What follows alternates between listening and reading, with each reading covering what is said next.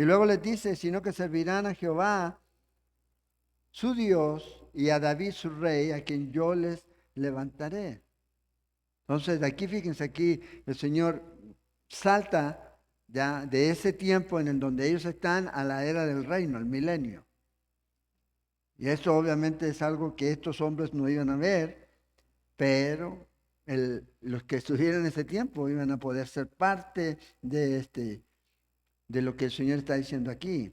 Entonces, fíjate, dice que van a servir al Señor. Eh, por tanto tiempo el pueblo de Israel debió haber servido al Señor, pero en realidad no lo estaban haciendo. Pero va a llegar ese día en donde ellos lo van a hacer. Cuando lleguemos aquí al capítulo 31, el verso 31 y 34, vamos a ver que esto se va a cumplir en el nuevo pacto. Porque el nuevo pacto tiene que ver con Israel también, donde dice que va a poner un corazón. Va a quitar el corazón de piedra y va a poner el corazón de carne. Va a ser en ese tiempo con la nación de Israel. Nosotros obviamente también somos beneficiados con eso. No David mismo, sino Jesús. El hijo de David, el descendiente de David, él es el que va a venir y va a estar con ellos y va a reinar por 1000 años.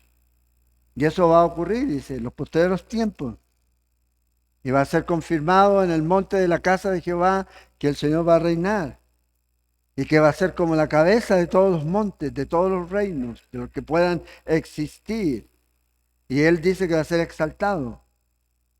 Y ahí se va a cumplir la profecía de que dice que todas las naciones van a correr a él. Es en ese tiempo. Es en ese tiempo. A veces la gente dice que va a ser ahora, no, va a ser en el milenio. Cuando se establezca el reino, todos van a venir a él. Y ahora dice aquí, y usted puede profundizar, porque de eso hablamos en los estudios pasados, escuchando ahí en el canal de YouTube. Luego dice el versículo 10, tú pues, siervo mío Jacob, no temas, dice Jehová, ni te atemorices, Israel. Fíjate, aquí le da dos nombres a la nación. Primero Jacob, el que engaña, y luego Israel, que es gobernado por Dios. Porque aquí que yo soy el que te salvó de lejos a ti y a tu descendencia de la tierra de cautividad. Y a Jacob volverá, dice, descansará y vivirá tranquilo y no habrá quien le espante. Ahora, la promesa de la tierra está desde Génesis. Ya Génesis 12, Génesis 15, Génesis 17. Y es una promesa perpetua, para siempre. Entonces no podemos desligar a la nación de la tierra. La tierra es algo que el Señor les ha dado a ellos. Y aquí el Señor les está diciendo a ellos, van a volver otra vez. No habrá quien le espante, porque yo estoy contigo para salvarte, dice Jehová, y destruiré a todas las naciones entre las cuales te esparcí. El Señor es el que los esparció, trajo juicio. Pero a ti no te destruiré. Y si tiene su Biblia, subraye eso. Dios no ha terminado con Israel. Dios no lo va a destruir. ¿Pudo haber permitido que Israel desapareciera? Claro, pero no, el Señor lo mantiene y ahí vemos la evidencia tremenda del cumplimiento de las profecías del Señor. No te destruiré, dice, sino que te castigaré con justicia. Es diferente. La disciplina nunca es para destruir, la disciplina es para corregir. Y esto es lo que el Señor hace y esto es lo que el Señor hace también con nosotros, nos disciplina. De ninguna manera te dejaré sin castigo. Entonces fíjate aquí, el llamado del Señor al versículo 10 es a confiar en Él, no temas. Ese es el llamado que el Señor también nos hace a nosotros, así como lo hizo al pueblo de Israel. Ya Él les había mostrado cómo esto iba a ser restaurado, como la nación iba a ser restaurada en su tiempo, así que no se desanimen, no teman, confíen. Así que, así pues, por tanto, es la idea aquí. O sea, por todo lo que yo ya les he dicho, confíen, no teman. Yo estoy en control. Tú eres mi siervo Jacob, el que engaña, el usurpador, el suplantador, el que ha tratado de lograr defenderse a sí mismo en sus propias fuerzas y no ha podido. La única manera de que el hombre pueda aprender o descansar en el Señor es dejar de ser Jacob y comenzar a ser Israel. ¿Qué quiere decir Israel? El que es gobernado por Dios. Cuando Dios gobierna nuestra vida, podemos estar confiados en Él. No tenemos que correr ni apresurarnos, ni entrar en pánico. Aquí es lo que el Señor les dice a ellos. Y Dios llama a la nación a confiar en Él y en su palabra, porque aquí dice: yo soy el que te salvo de lejos, a ti y a tu descendencia de la tierra de cautividad, dice el versículo 10. No deje que la distancia en ese tiempo, entre Babilonia y Jerusalén, haga que ustedes tengan duda en su fe. No piensen que porque Él está allá y yo acá, Dios no puede hacer algo. Dios puede intervenir. Y a veces la distancia, a veces el imposible, a veces el terminal, o a veces una serie de palabras, a veces son un obstáculo. No para Dios, sino que nosotros ponemos a nuestra propia fe. Aquí el Señor dice: hey, yo puedo salvar de cerca o de lejos, da lo mismo. Da lo mismo. Y usted ve en los evangelios, cuando estudiamos los milagros de Jesús, cuando vino el centurión, ¿qué le dijo el Señor? Y bueno, según tu fe se ha hecho. Y el siervo que él tenía fue sano, a distancia. Él no tuvo que ir. Y lo mismo el Señor les está prometiendo a ellos aquí. Dios puede salvar, no importa dónde esté o en la situación en la que esté. No hay distancia para el Señor. No hay distancia. Ah, es que está muy lejos. No. Y aquí el Señor dice: tengan fe, confíen. Yo los voy a traer de vuelta, no importa dónde vayan. Donde yo los envíe, de allá yo los voy a traer. Y Jacob volverá y descansará y vivirá tranquilo y no habrá quien lo espante. A corto plazo esto se iba a cumplir, sí. 70 años después, ¿ya? Con Esdras, con Zorobabel, con Nehemías. Es el cumplimiento a corto plazo, pero también a largo plazo durante el periodo de la tribulación. Y fíjate aquí, el Señor ya los llama como uno solo, no como varias tribus, son un solo pueblo, todas las tribus. Entonces, a veces la gente dice: bueno, ¿dónde están las 10 tribus? Se perdieron las 10, no están perdidas. El Señor sabe dónde están, y de hecho, si usted lee Apocalipsis 7, ahí están. Ahí están las 10 tribus. Y no hay una tribu perdida que está allá de Inglaterra, en el África, no, ahí el Señor las tiene plenamente identificadas como una nación. Todo Israel, dice aquí, será salvo. Eso es lo que también luego dice el apóstol Pablo. Y esa es palabra, como dirían en un servicio católico, de Dios. Es Dios lo que lo dijo, inspirado. No lo dijo ningún hombre. Entonces, Dios va a tomar a toda esta nación y la va a volver a unir. ¿Por qué? Dice: porque yo estoy contigo para salvarte. Pero a la vez el Señor dice: hey, yo estoy siempre ahí. O sea, es importante que tengamos eso en nuestra mente y en nuestro corazón. ¿Ya? Ese sentido de saber que Él está allí. ¿Se acuerdan cuando se diseñó el tabernáculo? Bueno, el tabernáculo se diseñó para que estuviera en el centro del campamento.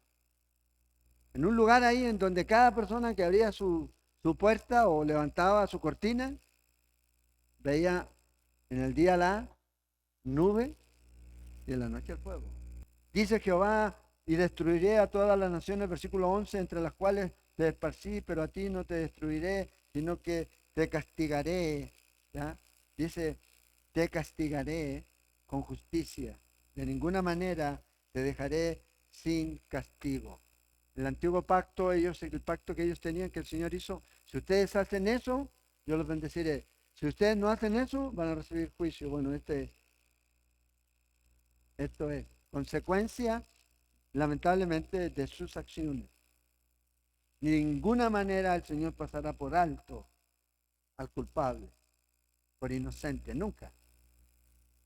Nunca. Y nunca el Señor va a poner al justo con los injustos.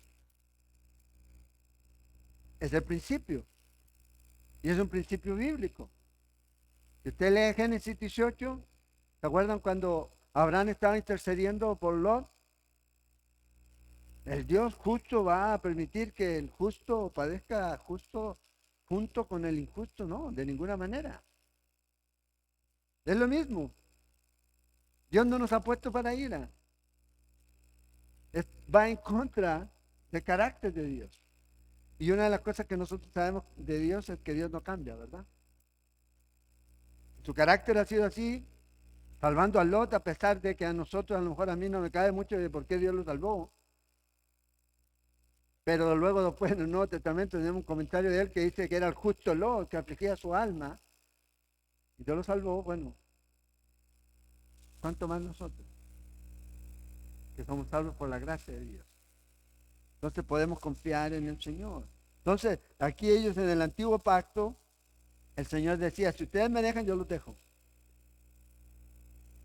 Voy a permitir que vengan sobre ustedes todos sus enemigos aquí. El pecado siempre debe ser juzgado, nunca ignorado. Eso es algo muy importante. No pasamos por alto el pecado, pero sí también entendemos que Dios lo perdona si alguien se arrepiente.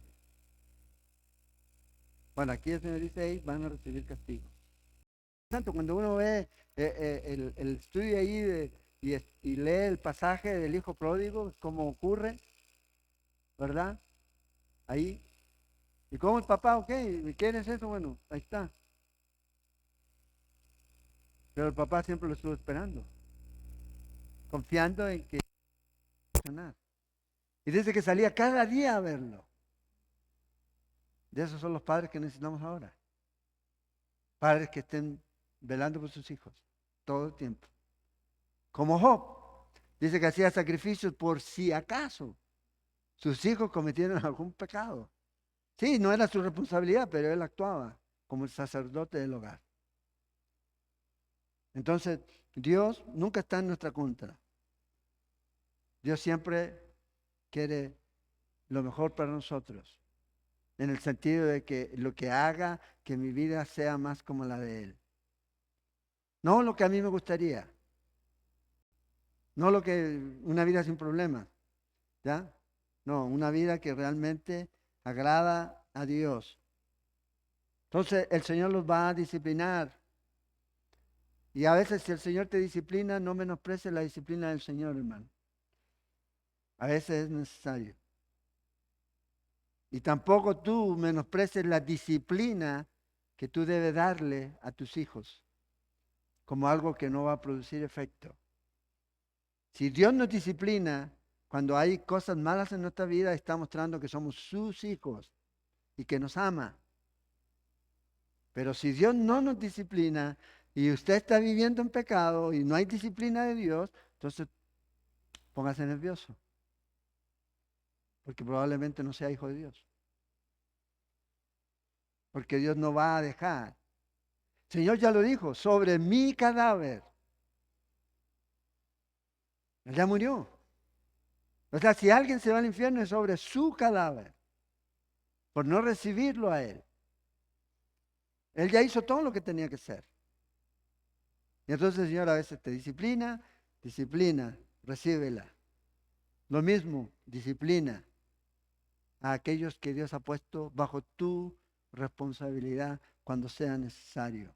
No olvides ni desmayes, dice Hebreos 12, cuando eres reprendido por el Señor. Entonces, el libro de Apocalipsis es el que nos muestra aquí todo el horror que se va a desarrollar durante ese tiempo. Y Dios trabajando con la nación, volviendo el corazón de Israel a su Mesías. ¿Te acuerdas cuando ellos dijeron que su sangre caiga sobre nosotros? Bueno, literalmente esa generación implementó eso. Pero el Señor los está preparando para ese día en donde ellos van a reconocer la necesidad de su Mesías, el que venga. Van a ser engañados, sí, muchos, por un falso Mesías. Ese que va a venir, como dice en Juan 5, en su propio nombre. Yo vine en el nombre de mi Padre y este que viene en su propio nombre, a ese lo reciben. Les dice el Señor a los fariseos. Bueno, este es el hombre que va a venir con esta paz falsa a establecer en este mundo ya un sistema de gobierno tan terrible que nunca antes se ha visto, donde nadie va a poder comer, nadie va a poder vender, nadie va a poder hacer comercio sin la marca, sin la marca. Hablamos de tiranos, hablamos de gente, ¿sí? Este se va a creer Dios, como muchos, y se va a establecer y Dios va a traer todos los juicios sobre esta tierra. Y especialmente va a tratar de ponerse en el templo y va a establecer ahí una imagen en donde Él va a decir, yo soy Dios, adórenme a mí. El Señor va a derramar sus sellos, va a derramar sus copas, va a tocar las trompetas, todo el juicio de Dios cayendo durante esos años de tribulación y gran tribulación. A la mitad de la semana, dice, romperá el pacto.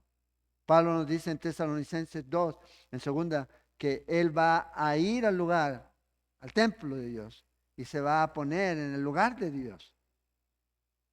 Es lo que va a hacer. Ahora, eso no ha ocurrido, ¿verdad? Tito no hizo eso, al contrario, destruyeron el templo. Bueno, no querían destruirlo, pero se quemó, se destruyó. Y no ha habido templo desde ahí. Entonces, algo que viene al final con este hombre de pecado. Y mientras eso ocurre, dice que va a venir sobre la mujer, en el capítulo 12 de Apocalipsis, que es Israel. Y dice que Dios le va a dar alas a la mujer y la mujer va a volar al desierto. Y este lo va a seguir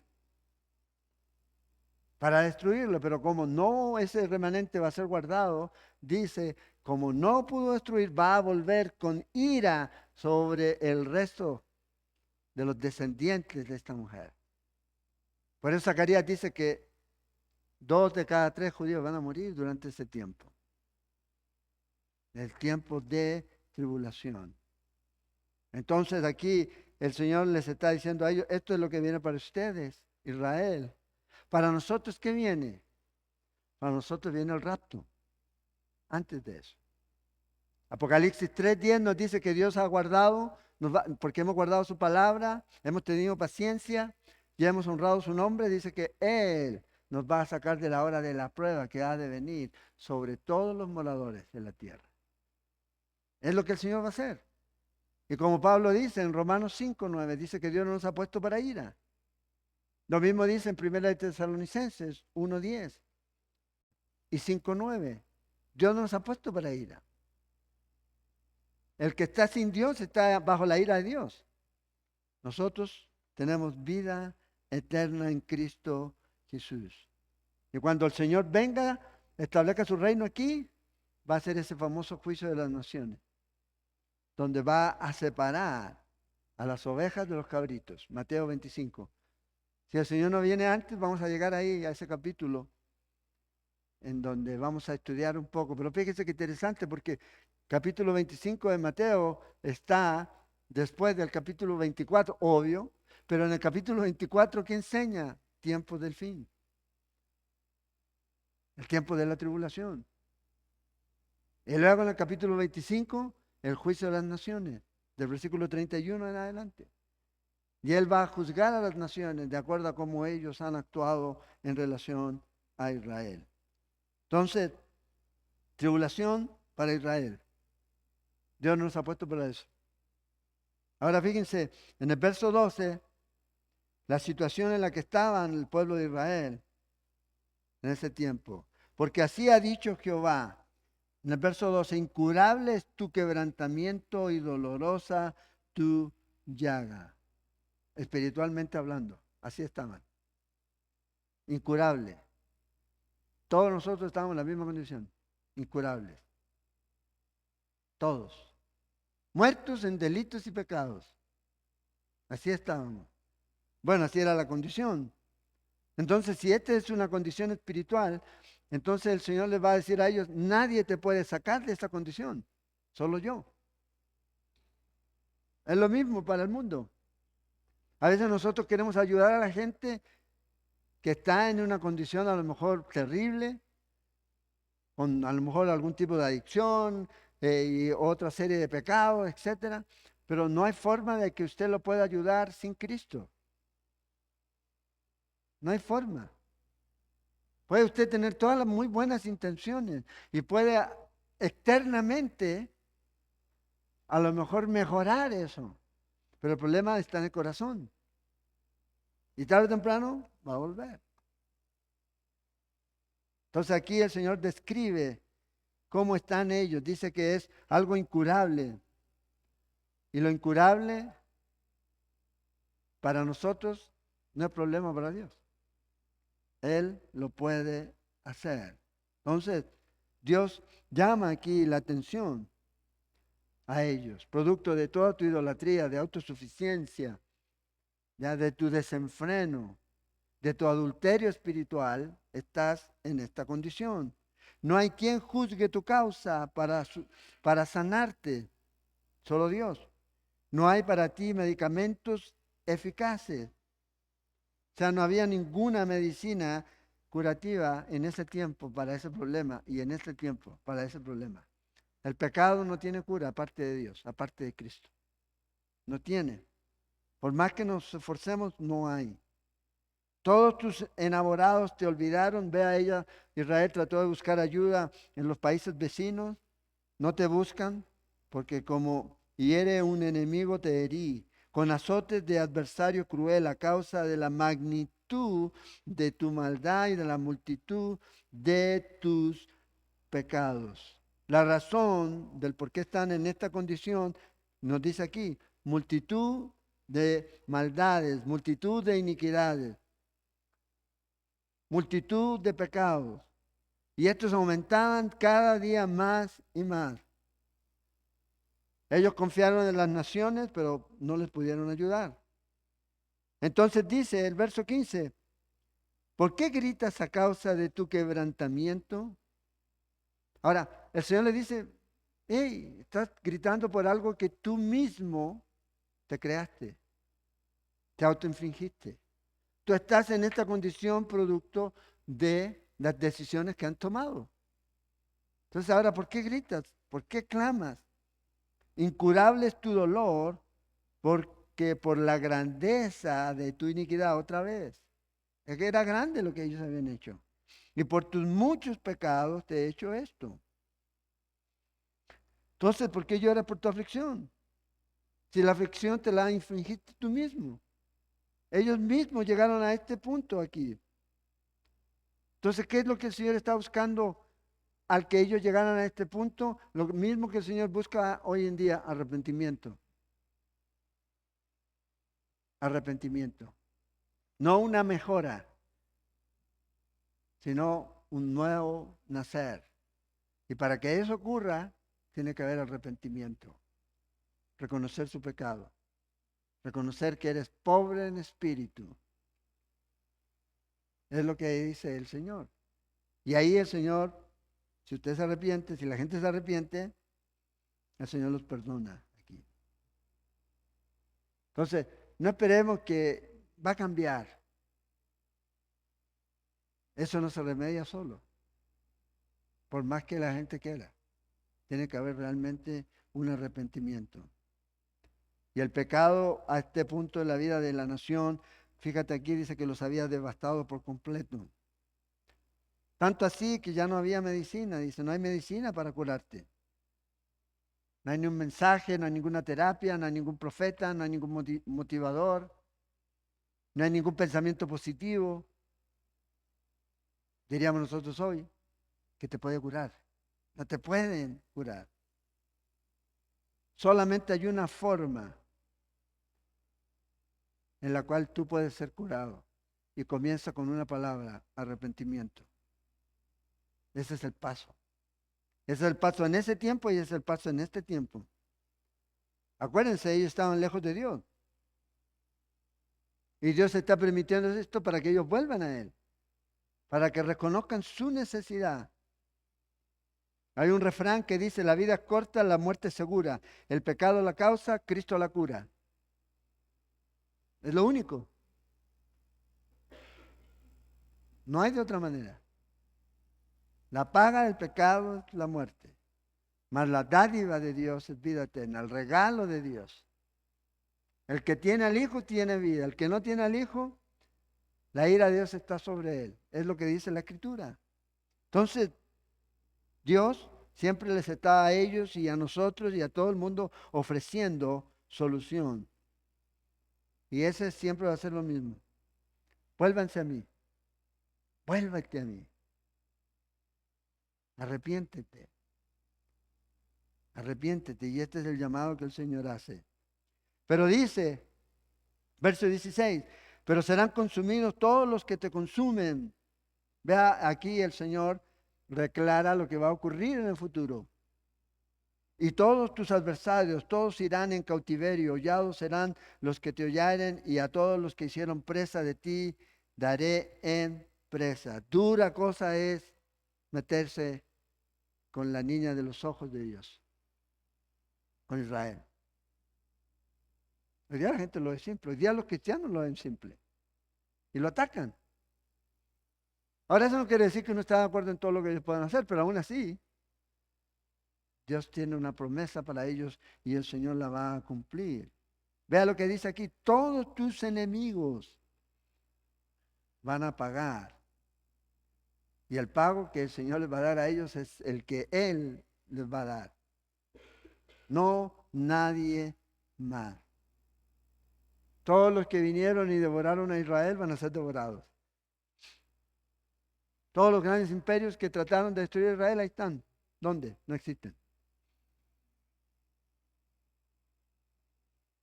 Y Israel ahí está.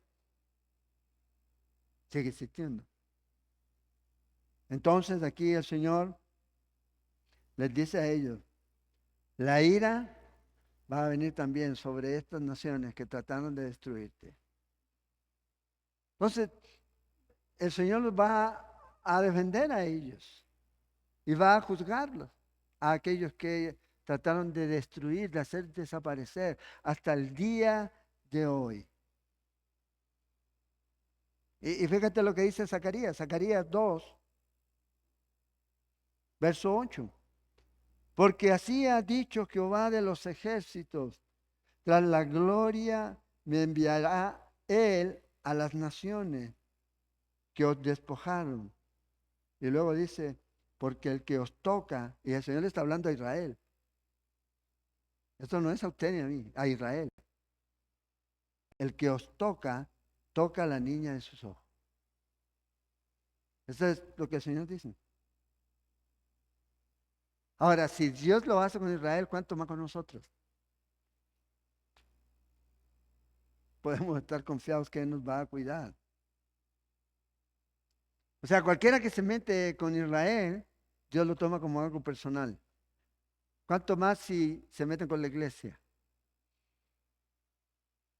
Acuérdense, esta gente que va a caer durante el tiempo de la tribulación y van a dar testimonio y van a morir decapitados, nos dice Apocalipsis. Y cuando llegan al cielo le dicen, Señor, ¿cuándo venga nuestra sangre? ¿Y qué le dice el Señor? Tranquilo, todavía esto no ha llegado a los sumos. A los sumos. Es como cuando el Señor le dice a Abraham y le da la tierra y le da la promesa y todo lo demás, dice, pero aún ustedes van a ser llevados a Egipto hasta que la maldad de estas naciones llegue a su límite y los traeré de vuelta y ustedes van a ser ese instrumento de juicio sobre esa tierra que el Señor les había dado. Lo mismo cuando bajan los ángeles y van a Sodoma y Gomorra a ver si la maldad había llegado a su... Bueno, cuando llega al sumo, juicio de Dios. Y esto es lo que el Señor dice, hey, ustedes son ese especial tesoro para mí, yo los voy a cuidar y el que se mete con ustedes se mete conmigo. Entonces, ¿qué podemos decir, Señor? Tú peleas mis batallas, no yo. Luego dice, Mas yo haré venir, ¿ves el verso 17? Mas yo haré venir sanidad para ti y sanaré tus heridas. Es Dios mismo hablando a Israel. Dios es el que sana a Israel. Dios es el que cura las heridas. Porque desechada te llamaron, diciendo, esta es Sión de la que nadie se acuerda. ¿Qué dicen hoy día? Israel ya Dios lo desechó. No era algo nuevo. Después de que ellos iban a haber destruido todo eso y la tierra vuelta a nada, en escombros, ¿qué iban a decir? Dios ya dejó a Israel. Y hoy día hay muchas eminencias teológicas que dicen eso. Y el Señor dice, no, te están llamando, te han llamado, te van a llamar, pero no, yo no voy a terminar. Yo te voy a curar, yo te voy a sanar y yo voy a traerte de vuelta otra vez al lugar que debías tener aquí. Y esto es lo que el Señor dice aquí. Una nación en la cual se han burlado, pero tiene un Dios que es fiel. Que a pesar de que la esposa fue infiel, el esposo permaneció fiel. Y esto es lo que el Señor le está diciendo. Si Jehová te ama, no te va a dejar. Y recuerda, porque de tal manera amó Dios al mundo. Él nos amó. No nos amó ahora que somos buenos. Bueno, digamos, ¿ya? Él nos amó antes. Por eso envió a su Hijo. Y eso no varía ahora, porque la gente piensa ahora Dios me ama más. No, porque de tal manera.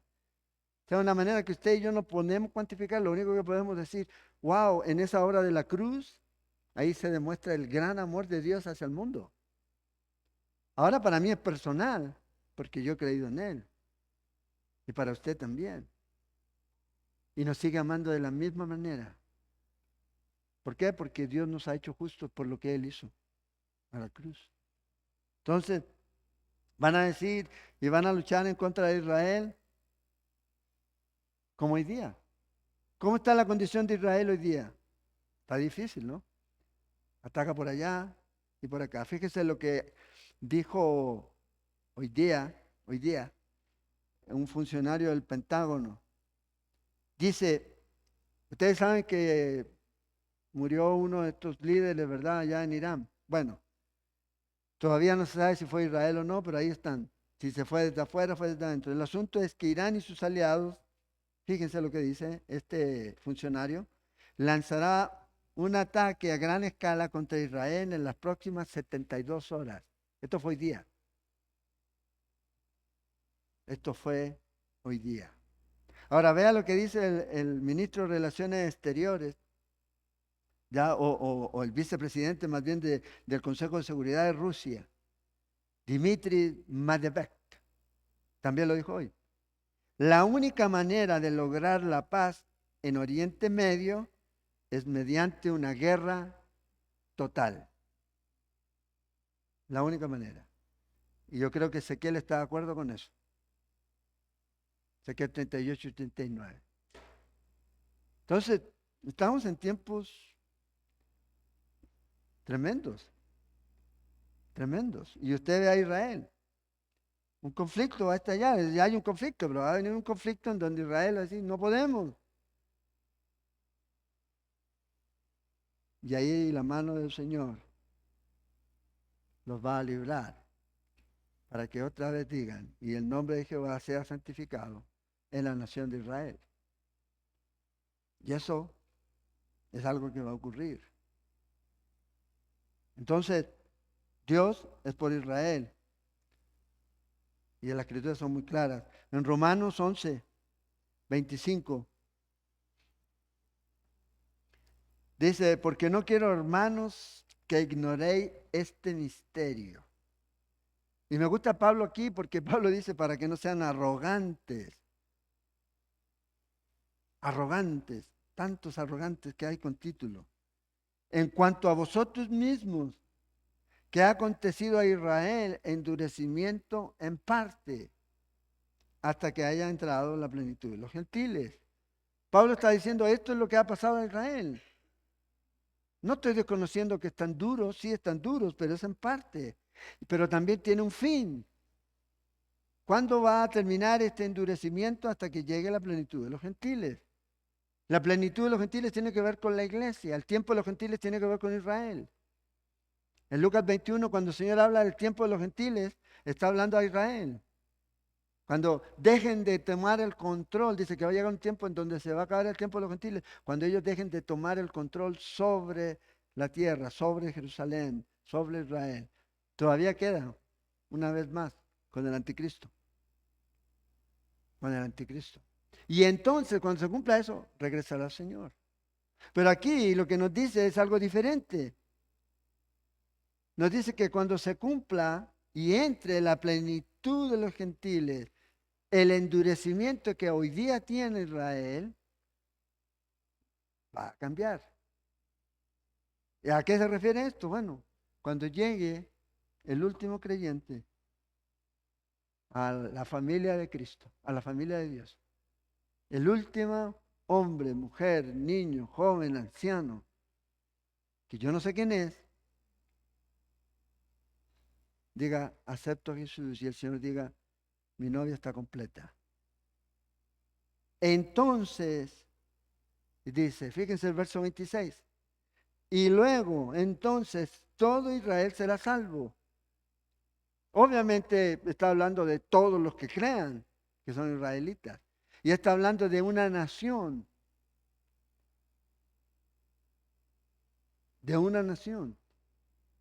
que hoy día está dura de corazón. Y para ellos ya, para muchos su Mesías aún no ha venido, pero ya vino. Y no conocieron su día, dice Lucas. Pasaron por alto ese día. Entonces, Pablo dice, y será salvo, como está escrito, vendrá de Sion el libertador, que apartará de Jacob la impiedad. Hablando al pueblo de Israel. Y el verso 27 dice, y este será mi pacto con ellos, cuando yo quite sus pecados. O sea, Pablo aquí refiriéndose a la nación de Israel. Porque para mí y para usted los pecados ya han sido quitados. Cuando Cristo murió en la cruz y yo he creído en Él, ¡pum!, no hay más. Pero esto viene todavía, no ha ocurrido. Entonces, vemos aquí a Dios claramente diciendo, hey, yo todavía voy a tratar con Israel. Y me gusta porque Dios siempre está preocupado de los que están desvalidos. Y Dios pelea siempre por ellos. Siempre por ellos. Y esto es lo que nosotros vemos aquí.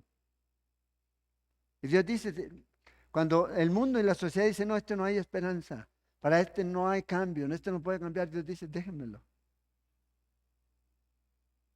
Déjenmelo. Y muchas de las vidas de nosotros ha sido así. Cuando a lo mejor nadie decía, no, esto no va a cambiar.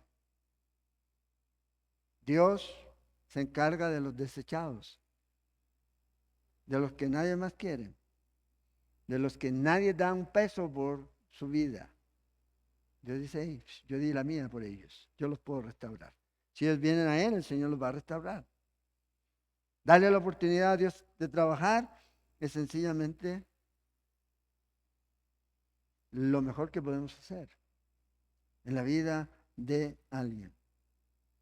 ¿Cómo está la vida de la gente devastada, destruida? Bueno, Dios lucha por ellos, murió por ellos y los puede restaurar. Ahora, ¿cuál es la lucha que tú tienes? Dios dice, yo lucho por ti, yo lo haré. Deja de luchar tú en tu propia fuerza. Entonces dice ahora, versículo 18, ya vamos terminando. Así ha dicho Jehová, he aquí yo hago volver los cautivos de las tiendas de Jacob, y de sus tiendas tendré misericordia, y de la ciudad será edificada sobre su colina, y el templo será asentado según su forma. Acuérdense, ellos fueron llevados cautivos, y fueron llevados ahí. El Señor dice, ustedes van a estar viviendo en tiendas, y luego van a estar viviendo en casas, pero yo los voy a traer de vuelta. Es cuando están viviendo en estas tiendas, es que reciben esta carta de Jeremías en el capítulo 29, donde el Señor dice a ellos, a todos los de la cautividad, en el capítulo 29. Y les promete, yo los voy a traer. Pero también el Señor les dice, pero mientras estén ahí, procuren la paz de la ciudad en donde están. Ahí es en ese contexto el que el Señor les dice. Y los voy a traer de vuelta. Porque si en esa ciudad hay paz, ustedes van a tener paz. Entonces debemos ser buenos ciudadanos, sí. ¿En dónde estamos? Eso es muy importante. Entonces, aprovechen el lugar en donde están de la mejor manera. ¿Es el juicio de Dios? Sí, Dios lo permitió, pero ahora, bueno, no hay que hacer, reciben el juicio, oren por la paz de esta ciudad, vivan en paz, tengan hijos, crezcan, pero un día yo los voy a traer de vuelta. Es lo que dice el capítulo 29. Cuando se cumplan yo voy a traerlos de vuelta. Esa es la promesa. Bueno, aquí está diciendo, ustedes están ahí en esa condición. Y saldré de ellos acción de gracias, perdón, y saldrá de ellos acción de gracias y voz de nación que está en regocijo. Y los multiplicaré y no serán disminuidos. Los multiplicaré y no serán menoscabados. El Señor dice, va a hacer algo tremendo. Dios los va a traer de vuelta. Va a haber acción de gracias por lo que el Señor está haciendo. Y van a exaltar el nombre de Dios. Y serán sus hijos como antes. Y su congregación delante de mí será confirmada. Y castigaré a todos sus opresores. De ella saldrá su príncipe. Y esta palabra aquí es soberano, líder, guía, el fuerte. Y el líder está con L mayúscula. No es cualquier líder. Aquí está apuntando hacia el Mesías. De ahí es donde va a venir el Mesías. De Cristo es la referencia aquí. Y de en medio de ellos saldrá su señoreador, su gobernante. Él es el que va a venir. Y le hará llegar cerca y él se acercará a mí. Porque ¿quién es aquel que se atreve a acercarse a mí? Dice Jehová. Wow, aquí hay un pasaje que es interesante que habla de la función sacerdotal del Mesías. ¿Por qué? ¿Qué hacía el sacerdote? Cumplía esa función de intermediario entre el pueblo y Dios. Y si no estaba en condiciones, ¡pum!, se moría, ¿verdad? Sin sangre no podía entrar. Bueno, aquí el Mesías es lo que él va a hacer. Vea la traducción de este mismo versículo 21 en la Nueva Versión Internacional. Y de entre ellos surgirá su líder, el Mesías. Y uno de ellos será su gobernante. Lo acercaré hacia mí y él estará a mi lado. Pues, ¿quién arriesgaría su vida para acercarse a mí? Y aquí está hablando el Señor, Dios, el Padre. ¿Y quién es el que se va a acercar a él? El Señor, Cristo, Dios. Y él va a interceder, el glorioso, el príncipe. Este es al que se está haciendo referencia aquí, al líder con mayúscula, al Mesías que va a venir y va a cumplir esa función de acercarse. Entonces vea lo que dice el verso 22. En ese contexto, sabiendo que es el Mesías, y me seréis por pueblo y yo seré vuestro Dios. Este es el efecto del ministerio del Mesías. Media, es el intermediario y trae el pueblo a Dios. ¿Quién nos lleva a Dios? Cristo. Y esto es algo que usted ve repetido en muchos versículos. Cuando venga el Mesías ya vino. Usted creyó en él, bueno, usted es su pueblo. Y él es su Dios. Y esto es lo que él está diciendo aquí. Nadie puede convertirse en el pueblo de Dios aparte del Mesías. Aparte de Cristo. He aquí la tempestad de Jehová sale con furor, la tempestad que se prepara sobre la cabeza de los impíos. Entonces, el Señor dice, va a salir el Mesías, y ustedes van a ser mi pueblo y yo voy a ser su Dios. Vamos a tener comunión. Comunión. Y esto comenzó desde el principio. ¿Cuándo se dejó de tener comunión con Dios? Cuando el hombre pecó.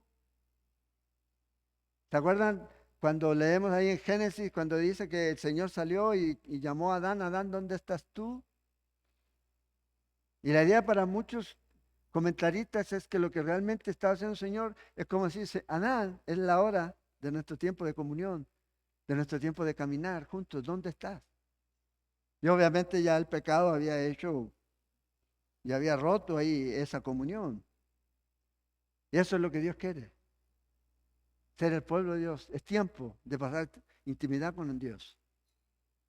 Y luego termina aquí, dice, y no se calmará el ardor de la ira de Jehová hasta que haya hecho y cumplido los pensamientos de su corazón. En el fin de los días entenderéis esto. O sea, mucho de lo que el Señor está diciendo aquí lo van a entender, pero no todavía. Por eso a veces muchos profetas dicen en la Biblia que indagaron entender y no podían entender. Si estaba hablando del Israel, si estaba hablando del Mesías, ¿de quién estaba hablando? Es como el etíope cuando iba leyendo el libro de Isaías y se aparece Felipe. ¿Y de quién habla aquí? ¿Está hablando del Mesías? ¿Está hablando de la nación de Israel? ¿Está hablando de quién? Bueno, estos hombres igual. No entendían. Ahora nosotros podemos entender. Nosotros estamos viendo la historia. O sea, como dicen cuando le pasan una escena anticipada de la película, eso mismo que ustedes dicen. ¿Ya? Bueno, nosotros estamos viendo esto. Ya vimos la primera parte de la película, pueblo de Israel cautivo, Dios trayéndolo de vuelta, Dios estableciéndolo ahí, otra vez. ¿Qué falta? La segunda parte. Y la estamos viendo aquí, no la vamos a ver aquí nosotros, vamos a estar con el Señor, cuando venga todo este tiempo de juicio. Entonces un cumplimiento cercano y un cumplimiento lejano. Y nosotros estamos viendo este cumplimiento lejano. Fíjense aquí que dice, en el fin de los días entenderéis esto. Y leemos el versículo 1 del capítulo 31, porque está pegado, donde dice, en aquel tiempo, ¿en cuál tiempo? En el tiempo del fin de los días. En aquel tiempo, dice Jehová, yo seré por Dios a todas las familias de Israel, y ellas me serán a mí por pueblo. Y ahí comienza a hablar. Y es lo que vamos a ver cuando nos reunamos otra vez con el capítulo 31. Entonces, cumplimiento inmediato para ellos, ya en cautividad iban a estar, ya nosotros ya lo vimos. Vea la historia, Nabucodonosor, ya, y todo lo que se vino después, los medos, los griegos, los romanos. Después la destrucción del templo en el año 70 por los romanos. Pueblos por todo lado. 1850 y resto comienza ese deseo de tener una nación, porque los estaban matando por el solo hecho de ser judíos en otros lugares. Y ahí comienza lo que le llaman el sionismo. Y comienzan a volver hasta 1948, que se establece otra vez y se reconoce a la nación. Eso nunca antes había ocurrido, que se reconociera una nación, no, que una nación sin tierra, pudiera permanecer con su identidad, con su idioma, con su religión por más de 2000 años. Si nosotros viajamos, algunos viajan a Argentina y ya comienzan a hablar en argentino, se les olvida de una vez. Ellos se mantuvieron. Claro, hablan su idioma del país donde están, pero mantienen su tradición. Es el tremendo milagro. O sea, ver a Israel allí y no creer que el Señor va a cumplir lo que ha prometido, es sencillamente no creer nada de Él. No creer, no creer. Entonces, tremendo lo que se viene. ¿Qué va a pasar? No sabemos. 72 horas, le dijeron ellos. Oremos para que Dios guarde no solo a la gente de Israel, a la gente de Venezuela, a los creyentes, porque el Señor viene y que la iglesia que está ahí sea luz en ese lugar. Puede hacer esa diferencia, ¿ya? Esa diferencia. En este tiempo lo más importante que usted y yo necesitamos es testigos. Es lo que necesitamos. No necesitamos observadores, necesitamos testigos, mártires, que estén dispuestos a dar su vida por Cristo, a vivir por Él. Porque uno dice, sí, yo me pongo una bala, pero vívalo ahora, sea testigo. Como decía el pastor Bertín, es tiempo de salir de gritar en contra del entrenador y de los jugadores y comenzar a jugar, disponerse para ser usado por Dios. Porque el Señor nos ha dado dones y talentos a todos nosotros. No, ¿será que a mí a todos? Dios nos ha dado dones y talentos. Y tiene que orar para que el Señor le muestre. Pero la mejor manera de poder saber cuál es su don y talento, bueno, comienza a servir y a compartir con la gente. Es la única manera, pero los dones y talentos no son para el mundo, para la edificación del cuerpo, de la iglesia de Dios. Para eso. Dios es ahí, para edificarnos. Entonces, debemos dar ese paso, ¿ya? Ver cómo las noticias, ¿verdad? No estamos diciendo, oh, esto va a ser aquí, no, estamos diciendo que la Biblia dice que va a venir una invasión contra Israel que va a venir del norte, con Rusia y Siria y otros más que los mencionan ahí. Bueno, ahorita son todos esos los que están advirtiéndole que ellos van a invadir. No estoy diciendo que eso va a ocurrir, pero ahí usted ve que no es algo lejano, no es algo que como tratando de hacerlo coincidir. El día que ocurra, lo importante es que estemos listos, porque el Señor va a venir por nosotros. Y cuando el Señor venga por nosotros, bienaventurado el siervo que esté esperando. Dice. Yo no sé cuándo va a venir. Yo no te digo que va a venir mañana ni pasado. Pero lo que sí te digo, vive tu vida de acuerdo a como el Señor requiere de ti. ¿Qué tanto de Cristo usted muestra al mundo? ¿Qué tanto a Cristo ve la gente en mi vida? ¿Qué tanto yo estoy sirviendo a la familia del Señor? ¿Qué tanto? Y no estoy diciendo que usted tiene que abandonar su trabajo, pero a veces estamos demasiado agendados en lo nuestro y no en lo de otros, en lo de Él. Que el Señor nos ayude y que nos use como iglesia a hacer esa luz, ese faro, ¿ya? De compartir la fe a otros, el Evangelio a otros, porque el tiempo es corto. Si el Señor no viene antes, todos nosotros, todos nos vamos a morir. Todos. Pero que realmente su vida valga para Dios. Usted ve a todas las estrellas, ¿verdad? Todas esas estrellas viejas, y ahí los ve ustedes decrépitos, se van a morir. Y viven como dioses, pero se van a morir y se van a quemar en el infierno. Porque no tienen ni conocen a Cristo. Como iglesia, como creyentes, necesitamos entender, somos siervos del Señor, no somos estrellas. La única estrella de la iglesia es Cristo.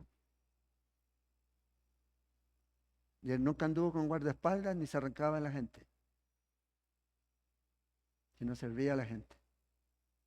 Entonces, usted se puede morir, usted dice, me voy a morir, yo soy joven, aquí hay niños jóvenes. Y uno dice, yo no se van a morir. Y a veces se asusta, no hable de la muerte. Hey, David dijo, la muerte está a un paso.